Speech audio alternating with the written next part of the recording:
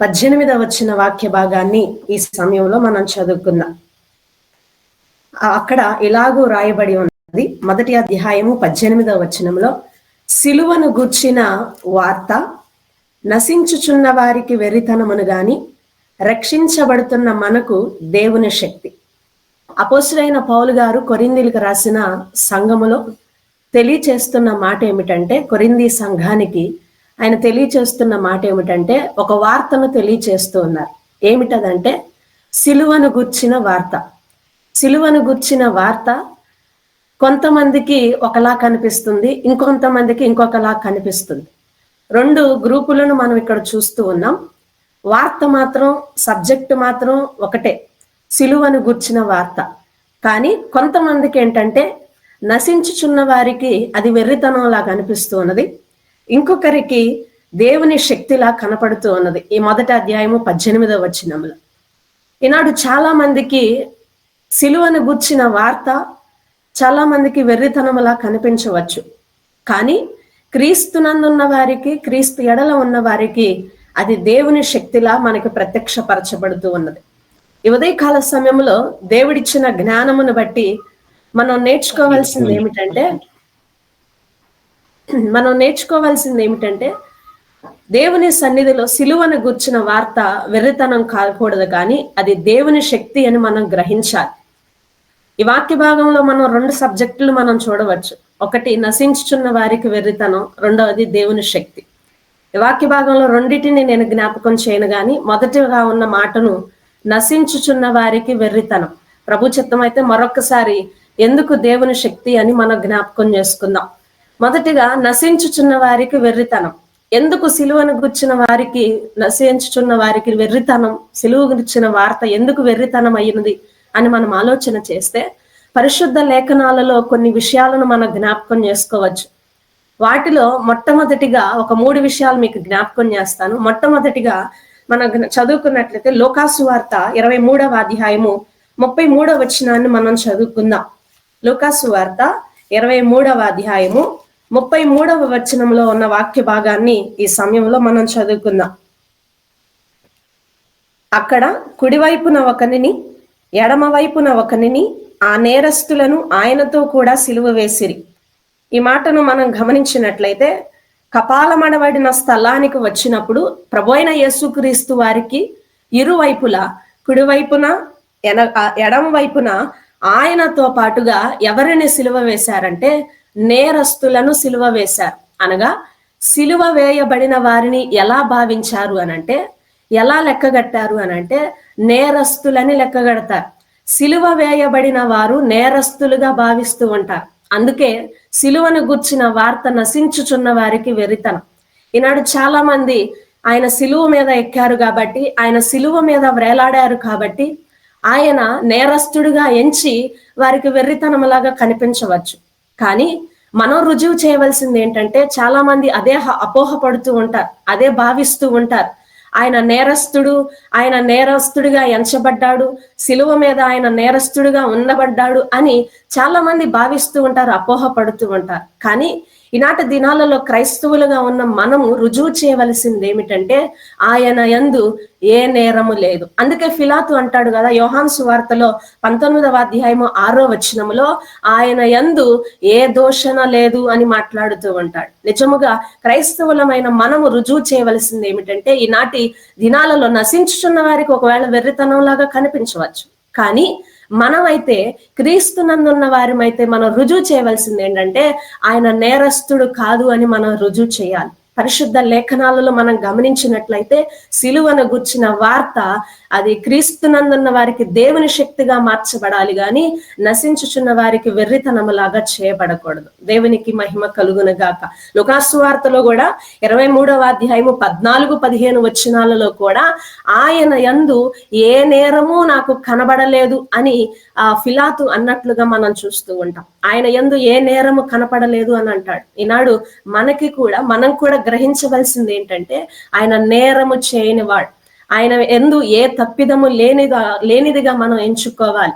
కాబట్టి దేవుని సన్నిధిలో ఒకవేళ నశించుచున్న వారికి ఇది వెర్రితనములా కనిపించినా కూడా క్రీస్తునందున్న మనము రుజువు చేయవలసింది ఏంటంటే ఆయన యందు ఏ నేరము లేదు అని మనం రుజువు చేయాలి. ఈ శిలువ ధ్యాన కూడికలలో కూడా మనం అనేక మందికి తెలియచేయవలసిన సత్యం ఏమిటంటే ఒక వార్తను మనం తెలియచేయాలి. ఏమిటనంటే ఆయన యందు ఏ నేరము లేదు అని మనం తెలియచేయాలి. దేవుని సన్నిధిలో ఇంకో రెండవదిగా మనం గమనించినట్లయితే సిలువని గూర్చిన వార్త నశించుచున్న వారికి వెర్రితనం.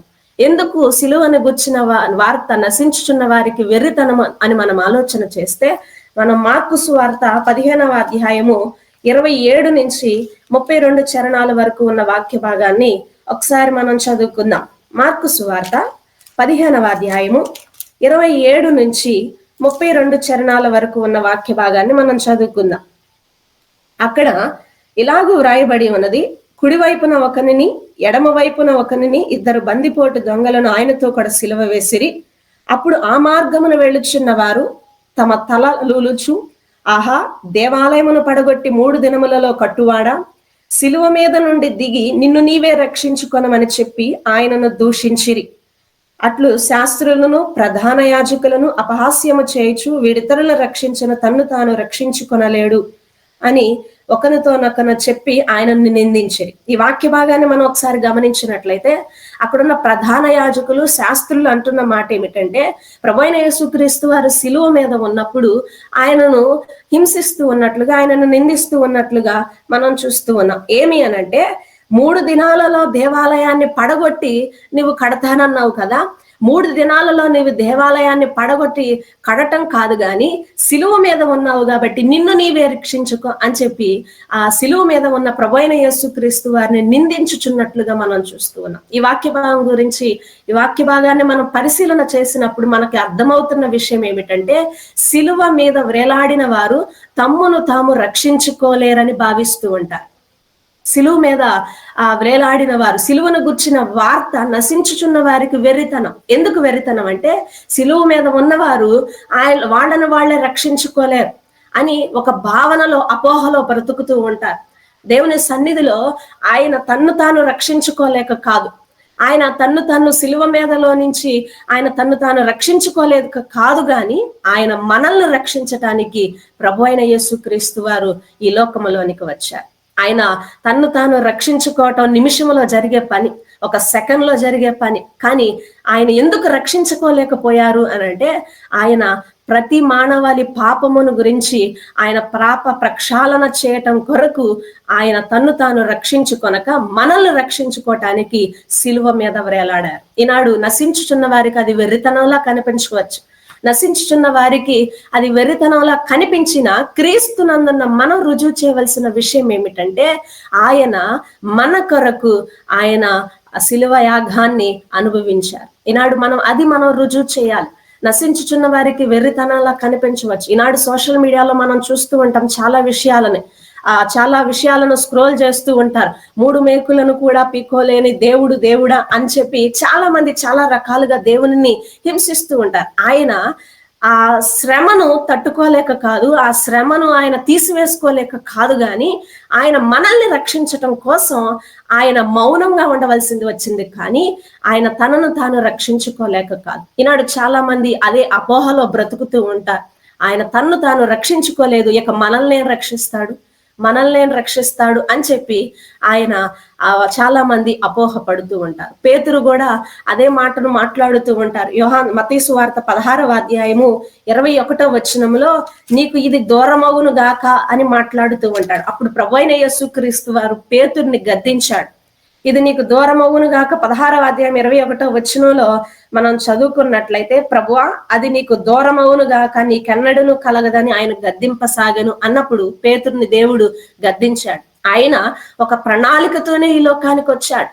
ఆయన సర్వమానవాళి పాపమును ఆయన పరిహరించడానికే ఈ లోకానికి వచ్చారు. కానీ ఆయన తన్ను తాను రక్షించుకోవటం పెద్ద విషయం ఏమి కాదు. కానీ నశించుచున్న వారికి అది వెర్రితనంలా కనిపిస్తూ ఉన్నది. కానీ క్రీస్తునందున్న మనము రుజువు చేయవలసింది ఏంటంటే ఆయన యందు ఏ నేరము లేదు, ఆయన మనల్ని రక్షించటానికి ఆయన మౌనముగా ఉండవలసి వచ్చింది. యోహాను సువార్త 1వ అధ్యాయం 29వ వచనంలో కూడా ఇదిగో లోక పాపమును మోసుకొని పోవు దేవుని గొర్రె పిల్ల అని దేవుని వాక్యములు మనకు చాలా స్పష్టంగా తెలియచేయబడుతూ ఉన్నది. ఆయన లోక పాపమును మోసుకొని పోవటానికి ఆయన మౌనంగా ఉండవలసి వచ్చింది, కానీ ఆయన తన్ను తాను రక్షించుకోలేక కాదు. తరువాత మూడవదిగా ఆయన ఎందుకు మౌనంగా ఉండవలసి వచ్చింది అని మనం ఆలోచన చేస్తే, క్రీస్తునందున్న వారికి సిలువను గుర్చిన వార్త నశించుచున్న వారికి వెర్రితనమని ఎందుకు తెలియచేయబడిందని మనం ఆలోచన చేస్తే, మూడవదిగా గలతీయులకు రాసిన పత్రిక 3వ అధ్యాయము 14వ వచనంలో ఒక మాటను మనం చదువుకుంటాం. సిలువను గుర్చిన వార్త నశించుచున్న వారికి వెర్రితనం. ఎందుకు వెర్రితనం అనంటే, సిలువను మీద వేలాడిన వారు ఆయన నేరస్తులని భావిస్తారు. సిలువ మీద వేలాడిన వారు తమ్మును రక్షించుకోలేనని భావిస్తారు. తరువాత గలతీయులకు రాసిన పత్రిక 3వ అధ్యాయము 14వ వచనములో మనం చదువుకున్నట్లయితే అక్కడ ఒక మాటను మనం చూస్తూ ఉంటాం. 3వ అధ్యాయము 14వ వచనములో ఆయన క్రీస్తు యేసు ద్వారా అన్యజనులకు కలుగుటకై క్రీస్తు మన కోసము శాపమై మనలను ధర్మశాస్త్రం యొక్క శాపము నుండి విమోచించెను. మ్రాను మీద వేలాడిన ప్రతి వాడును శాపగ్రస్తుడు అని వ్రాయబడి ఉన్నది. ఎవరనంట? బ్రాను మీద వేలాడిన వాడు ప్రతి వాడు శాపగ్రస్తుడు. అంటే చాలా మంది ఏం భావిస్తూ ఉన్నారంటే, ఎందుకు సిలువను గుర్చిన వార్త వెర్రితనంలాగా కనపడుతూ ఉన్నదంటే, మ్రాను మీద వేలాడిన ప్రతి వాడు శాపగ్రస్తులని భావిస్తూ ఉన్నారు. అనగా సిలువ మీద వేలాడిన వారు శాపగ్రస్తులని ఎంచుతున్నారు. ఈనాడు చాలా మందికి అందుకే వెర్రితనం లాగా కనిపించవచ్చు. ఆయన సిలువ మీద వేలాడారు కాబట్టి ఆయన శాపగ్రస్తుడు, ఆయన శాపగ్రహి అని చాలా మంది భావిస్తూ ఉన్నారు. అందుకే నశించుచున్న వారికి అది వెర్రితనంలాగా కనిపిస్తూ ఉన్నది. ఆయన ఎందుకు శాపగ్రస్తుడిగా మారారు? ఎందుకు ఆయన శాపగ్రహిగా మారవలసి వచ్చింది? ఎందుకు మ్రానుపై శాపగ్రస్తుడుగా ఆయన ఎంచబడ్డాడు అని మనం ఆలోచన చేస్తే, ఆ పై వచనంలో మనం చదువుకుంటాం, క్రీస్తు మన కోసము శాపమై ఉన్నాడు. ఆయన మన కోసము శాపగ్రహిగా చేయబడ్డాడు. ఆయన మన కొరకు శాపగ్రస్తుడిగా చేయబడ్డాడు. ఆయన మన పాపముల కొరకు ఆయన సిలువలో ఒక శాపగ్రస్తుడిగా ఎంచబడ్డాడు. అది కేవలం మన కోసమే. కానీ చాలా మంది అది తెలియక, నశించుచున్న వారు చాలా మంది అది తెలుసుకొనక వెర్రితనములుగా భావిస్తూ ఉంటారు సిలువను గుర్చిన వార్త. సిలువ మీద వేలాడిన వాడు శాపగ్రస్తుడు, ఆయన శాపగ్రస్తుడు, ఆయన దేవుడు ఎలా అవుతాడు అని చెప్పి చాలా మంది వెర్రితనంలాగానే చూస్తూ ఉన్నారు. కానీ క్రీస్తునందున్న మనము రుజువు చేయవలసింది ఏంటంటే, ఆయన శాపగ్రస్తుడు కాదు, మన పాపముల కొరకు ఆయన మన శాపముల కొరకు శాపగ్రస్తుడుగా ఎంచబడ్డాడు. ఈనాడు శాపము మనదండి, మనం అనుభవించవలసిన శాపం అండి. మన తలల మీద ఉన్న శాపమును ఆయన కొట్టివేయడానికి ఆయన శాపగ్రస్తుడిగా ఎంచబడ్డాడు. మన పరిశుద్ధ లేఖనాలను మనం గమనించినట్లయితే బైబిల్లో 3 రకాలైన శాపాలను మనం చూస్తూ ఉంటాం. మొదటిగా దేవుని దగ్గర నుండి వచ్చే శాపం. ఏమిటనంటే, దేవుని దగ్గర నుండి వచ్చే శాపం. మొట్టమొదటిగా దేవుని దగ్గర నుండి వచ్చే శాపం. మనం పాత నిబంధన గ్రంథాన్ని మనం పరిశీలన చేసినట్లయితే మొట్టమొదటిగా జలప్రళయాన్ని మనం చూస్తూ ఉంటాం. జలప్రళయములో, నోవాహు కాలంలో జలప్రళయాన్ని చూస్తూ ఉంటాం. వారు శాపానికి గురయ్యారు. అక్కడున్న ప్రజలందరూ శాపానికి గురయ్యారు. వారు దేవుని దగ్గర నుండి వచ్చే శాపాన్ని వారు పొందుకున్నారు. దేవుడు 40 దినాలు జలప్రళయాన్ని రప్పించినప్పుడు అక్కడ ఉన్న పరిస్థితి అంతా అల్లకొల్లోలంగా మారిపోయింది. ఇది ఎక్కడి నుంచి వచ్చిందంటే, ఈ శాపము దేవుని దగ్గర నుండి వచ్చింది. తర్వాత ఇంకొక సందర్భాన్ని కూడా మనం గమనించినట్లయితే, సొదొమ గొమొర్రా పట్టణాలు కూడా నాశనం అయ్యాయి. దేని వలనంటే, దేవుని దగ్గర నుంచి శాపం వచ్చింది.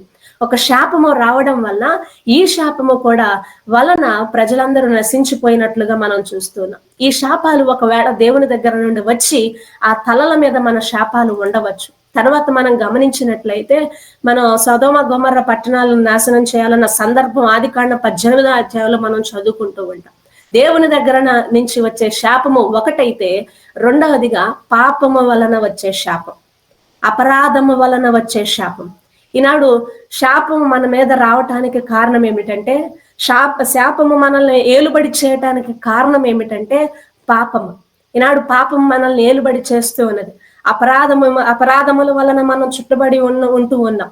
పరిశుద్ధ లేఖనాలను మనం గమనించినట్లయితే ఆది కాండములో మనకి ఆదాము కనిపిస్తూ ఉంటాడు. ఆదామును మనం చూసినప్పుడు ఆజ్ఞ అతిక్రమించి పాపానికి చోటిచ్చాడు. పాపం చేశాడు. ఆ పాపము దేని వలన వచ్చిందంటే ఆజ్ఞ అతిక్రమం. మనం చాలా చిన్నదే అనుకుంటాం, చాలా చిన్న విషయమే కదా, దేవుని మాటను వినకపోవటం చాలా చిన్న విషయమే కదా అని అనుకుంటాం. కానీ ఒక ఆజ్ఞ అతిక్రమమే పెద్ద పాపముగా ఎంచబడింది. ఆ తర్వాత మనం చదువుకున్నట్లయితే 3వ అధ్యాయము 17-18 వచనాలలో దేవుడు ఆదాము శాపమునకు గురైన విధానాన్ని మనం చూస్తూ ఉంటాం. నీ వలన నేల శపించబడింది, నీవు దాని పంటనే తింటావు, నీవు చెమటోచి కష్టపడి నీవు శ్రమపడి ఆ నేలను వచ్చినది నీవు తింటావు అని చెప్పి ఆదామును ఆ శాపానికి గురైనట్లుగా మనం చూస్తూ ఉన్నాం. ఈనాడు శాపము రావటానికి కారణం ఏమిటి? ఇంతగా ఆదాము శపించబడటానికి కారణం ఏమిటి? ఆదాము వలన నేల శపించబడింది, తర్వాత తన తరాలన్నీ శపించబడ్డాయి, శాపములోనికి నడిపించబడ్డాయి. కారణం ఏమిటి అని మనం ఆలోచన చేస్తే ఒక పాపము వలన వచ్చిన శాపము. ఈనాడు మనం కూడా చిన్న తప్పే కదా, దేవుని సన్నిధిలో ఆజ్ఞ అతిక్రమము, అది ఏముందిలే అని మనం అనుకుంటాం, మాట వినకపోవటం. కానీ ఆజ్ఞ అతిక్రమమే పాపము. ఈనాడు ఆశీర్వాదాన్ని శాపమును దేవుడు మన ఎదుట ఉంచి ఉన్నాడు. దేవుని సన్నిధిలో ఆశీర్వాదమా శాపమా?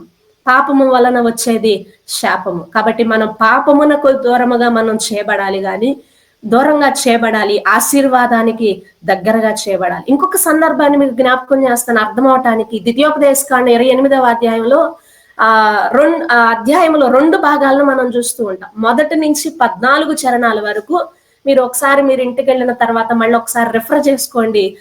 తర్వాత మీటింగ్ అయిపోయిన తర్వాత ద్వితీయోపదేశకాండ 28వ అధ్యాయము 1 నుంచి 14 వరకు అక్కడ దీవెనలను మనం చూస్తూ ఉంటాం. 15 నుంచి ఉన్న వాక్య భాగంలో శాపాలను మనం చూస్తూ ఉంటాం. మొదటి వచనంలో స్టార్టింగ్ లో రాయబడిన మాట ఏమిటంటే, మీరు మీ దేవుడైన యెహోవా మాటను ఆజ్ఞను వినిన ఎడల అనే మాటతో స్టార్ట్ అవుతుంది. వినిన ఎడల దేవుడు చాలా ఆశీర్వాదాలను చాలా దీవెనలను కురిపించినట్లుగా మనం చూస్తాం. 15వ వచనంలో కూడా చూస్తాం, ఒకవేళ మీరు దేవుని మాటను వినని ఎడల, ఆజ్ఞను అతిక్రమించిన ఎడల శాపాన్ని కొని తెచ్చుకుంటారు. దేవుడు 2 మన ఎదుట పెట్టాడు. శాపమైన దీవెనైనా 2 మన ఎదుట ఉన్నాయి. ఏది కావాలో మనం ఆలోచన చేసుకునే బిడ్డలంగా మనం ఉండాలి. మన జీవితాల్లో మన తలల మీద, మన కుటుంబాల మీద ఏలుబడి చేస్తున్నవి ఒకటి దేవుని దగ్గర నుండి వచ్చే శాపం అయితే, రెండవదిగా మన పాపము వలన వచ్చే శాపం. పాపము వలన శాపాన్ని మనం కొని తెచ్చుకుంటూ ఉన్నాం. మూడవదిగా మనంతట మనం తెచ్చుకునే శాపం. మనంతట మనం తెచ్చుకునే శాపం. ఈనాడు మనంతట మనం కూడా శాపం తెచ్చుకుంటామండి అనంటే తెచ్చుకుంటున్నాం. మనంతట మనం శాపాన్ని కొని తెచ్చుకుంటున్నాం. పరిశుద్ధ లేఖనాలను మనం గమనించినట్లయితే, ఆది కాండములో మనం గమనించినట్లయితే కయ్యూనుని మనం చూస్తూ ఉంటాం.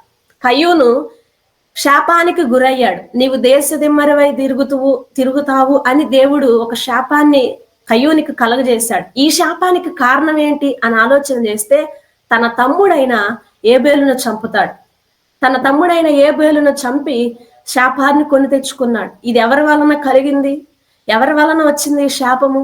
కయ్యూను ఏబేలును చంపకుండా ఉంటే, ఏబేలు యందు అసూయ పడకుండా ఉంటే నువ్వు శాపానికి గురయ్యేవాడివి కాదు. కానీ కయ్యూను ఏం చేశాడంటే ఏబేలును చంపి ఆ శాపమునకు గురైనట్లుగా మనం చూస్తూ ఉన్నాం. ఈనాడు మనం కూడా కొన్ని సార్లు అవివేకపు పనులు చేసి, దేవునికి అవిధేయమైన క్రియలు చేసి కొన్ని సార్లు శాపమును మనంతట మనమే తెచ్చుకుంటూ ఉంటాం కొన్ని సందర్భాలు. ఇంకొక సందర్భాన్ని కూడా మీకు జ్ఞాపకం చేస్తాను. నయోమిని మనం చూస్తూ ఉంటాం. నయోమి బెత్లెహేములో చాలా సమృద్ధిగా నడిపించబడుతున్న కుటుంబం నయోమి కుటుంబం. బెత్లెహేములో ఉంది. తన భర్త, 2 కుమారులు బెత్లెహేములో ఉన్నారు. ఎప్పుడైతే ఆ కరువు స్టార్ట్ అయిందో, కరువు వచ్చినప్పుడు నయోమి ఏం చేసిందంటే, దేవుడు ఇప్పటి వరకు నన్ను పోషించాడు కదా, ఇప్పటి వరకు నేను బెత్లెహేములోనే ఉన్నాను కదా, ఏ కరువు లేకుండా, ఏ కొదువ లేకుండా నేను బెత్లెహేములో నా దేవుడు నన్ను నడిపించాడు కదా అని చెప్పి ఆమె మాట్లాడకుండా, అనుకోకుండా, ఆలోచన చేయకుండా వెంటనే కరువు రాగానే మోయాబు దేశానికి వెళ్ళిపోయింది. మోయాబు దేశానికి వెళ్ళిపోయి మోయాబులోనికి వెళ్ళి ఆమె ఎలా చేయబడిందంటే ఒక శాపగ్రస్తురాలుగా చేయబడింది. తన భర్తను కోల్పోయింది, 2 కుమారులను కోల్పోయింది, తను విధవరాలుగా చేయబడింది, 2 కోడండ్లు కూడా విధవరాలుగా చేయబడ్డారు. ఈనాడు మనం కూడా ఒకవేళ మనంతట మనమే శాపాన్ని కొని తెచ్చుకుంటాం. నయోమి ఒక చేదైన అనుభవంలోనికి చేర్చబడింది. ఈనాడు దేవుని సన్నిధిలో మనం కూడా ఒకవేళ మనంతట మనం శాపాన్ని కొని తెచ్చుకుంటున్నామేమో. సిలువ వేయుడి, సిలువ వేయుడి అని యూదులైన వారు ఆయన మీద నేరారోపణ చేశారు. ఈ రక్తము మా మీదను మా పిల్లల మీదను ఉండునుగాక అని చెప్పి అన్నారు. కానీ పిలాతు మాత్రం ఏం చేశాడో తెలుసా? ఈయన యందు ఏ నేరము నాకు కనబడలేదని చెప్పి, నేను ఈయన విషయమందు నిరపరాధిని అని చెప్పి చేతులు కడుక్కొని పక్కనకు వెళ్ళాడు. కానీ యూదులైన వారు నీరో చక్రవర్తి పరిపాలన కాలములో యూదులైన వారు అనేక రకాలుగా హింసించబడినట్లుగా మనకి చరిత్ర చెప్తుంది. ఈ శాపానికి కారణం ఏంటో తెలుసా? దేవుని రక్తము వారి తరాల మీద, వారి పిల్లల మీద ఉండటానికి కారణం ఏంటో తెలుసా? వారు దేవుని గూర్చి వారు వెర్రితనములాగా ఎంచుకొని శాపాన్ని కొని తెచ్చుకున్నారు. మనంతట మనమే శాపాన్ని కొనుక్కు తెచ్చుకున్నాం. ఈ శాపాలన్నీ మన మీద ఉన్నాయి. దేవుని దగ్గర నుంచి వచ్చే శాపము, అపరాధము వలన వచ్చే శాపము, మనంతట మనం తెచ్చుకునే శాపము. ఈ శాపాలన్నీ మన కుటుంబాల మీద ఉన్నాయి, మన తలల మీద ఉన్నాయి. ఈ శాపాలన్నిటిని కొట్టివేయటానికి ఆయన శాపగ్రస్తుడిగా మారాడు. కానీ ఆయన యందు ఏ నేరము లేదు, ఆయన ఏ శాపము లేనివాడుగా ఎంచబడ్డాడు. కాబట్టి ఒకవేళ నశించుచున్న వారికి ఇది వెర్రితనంలా కనిపించవచ్చు, కానీ క్రీస్తునందు ఉన్న మనము రుజువు చేయాలంటే ఆయన యందు ఏ నేరము లేదు. క్రీస్తునందున్న మనం రుజువు చేయాలి అనంటే ఆయన ఏ పాపము చేయనివాడు. ఆయన మనల్ని రక్షించడానికి తన్ను తాను రక్షించుకోలేదు అని చెప్పి మనం రుజువు చేయాలి. మనం రుజువు చేయాలి అనంటే దేవుని సన్నిధిలో క్రీస్తునందున్న వారు రుజువు చేయాలి అనంటే ఆయన మన కోసము శాపగ్రస్తుడిగా ఎంచబడ్డాడు, కానీ ఆయన శాపగ్రస్తుడు కాదు అనేది మనం రుజువు చేయాలి. ఈనాడు దేవుని సన్నిధిలో ఒక వాక్య భాగాన్ని మనం విని ఉండగా, ఆ వాక్య భాగంలో మనం నేర్చుకుంటున్న సత్యాన్ని మనం గ్రహించాలి. సిలువను గుర్చిన వార్త నశించుచున్న వారికి వెర్రితనము, క్రీస్తునందున్న వారికి అది దేవుని శక్తి. ఈ లేఖన భాగములో నశించుచున్న వారికి ఎందుకు వెర్రితనంగా చేయబడింది అని మనం చూసాం.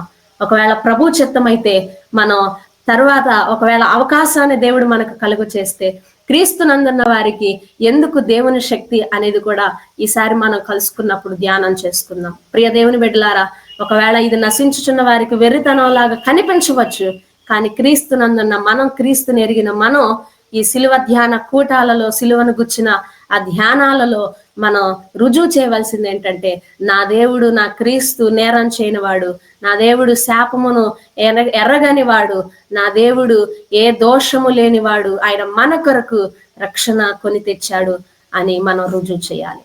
ఈ వాక్య భాగాన్ని దేవుడు మన జీవితాలలో ఫలింప చేయనుగాక. ఈ వాక్యము ద్వారా దేవుడు మనందరినీ ఆత్మీయ జీవితములోనికి ఇంకను ఫలభరితముగా నడిపించునుగాక. ఆమేన్.